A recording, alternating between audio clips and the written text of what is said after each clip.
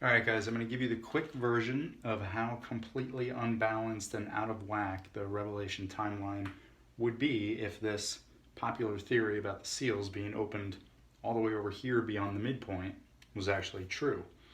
Okay, so down here in the bottom section is a breakdown of what happens during the opening of the first 5 seals in terms of how many verses and how many chapters it takes for that process to play out within the text of Revelation. And then over here is a breakdown of all the events that occur from the opening of the 6th seal all the way through to the end of the great day of God's wrath in chapter 18, right before Jesus returns in Revelation 19. Okay, so the opening of the seals leading up to the start of the day of the Lord, plus the events that occur during the day of the Lord. So from the opening of the first seal all the way through to the 7th bowl of wrath and the judgment of Babylon being finished, the complete story spans from Revelation 6 through Revelation 18. Okay, so 13 chapters. The opening of the first 5 seals happens during a brief section of 11 verses in chapter 6, less than 1 chapter of the text.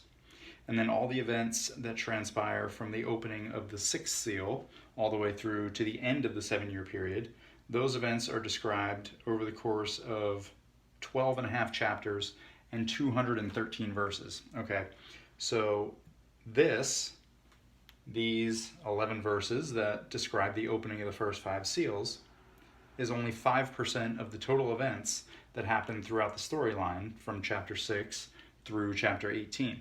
Okay, but this over here, the verses that describe the events that occur after the day of the Lord comes at the 6th seal, this represents 95% of the events that happen throughout the storyline. Okay, so these 213 verses describe everything that happens during the 7-year period, everything that happens during the day of the Lord, and these 11 verses describe the opening of the first 5 seals. Okay, so this huge collection of verses, which take up a span of 12 and a half chapters in Revelation, describes this period of time right here. Okay, the entire, okay, well that's not working.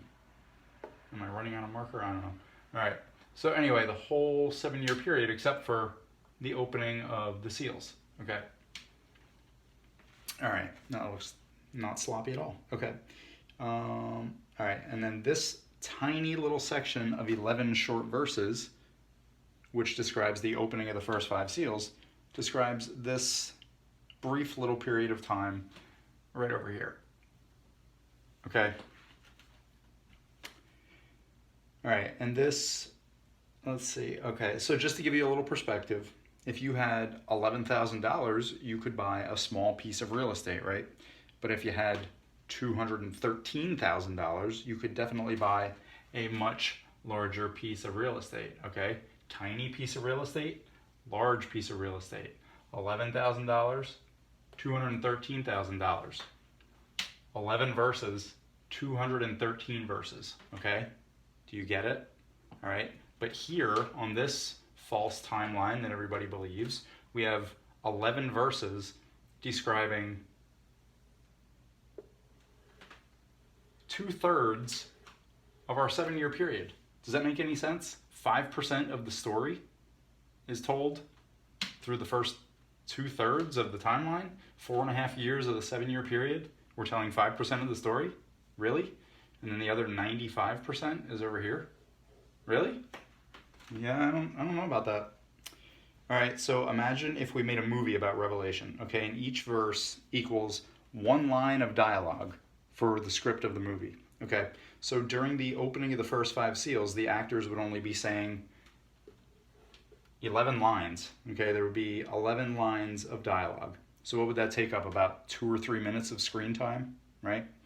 And then by comparison, these 213 lines of dialogue over here would make up the whole rest of the movie, probably about an hour, hour and a half, right?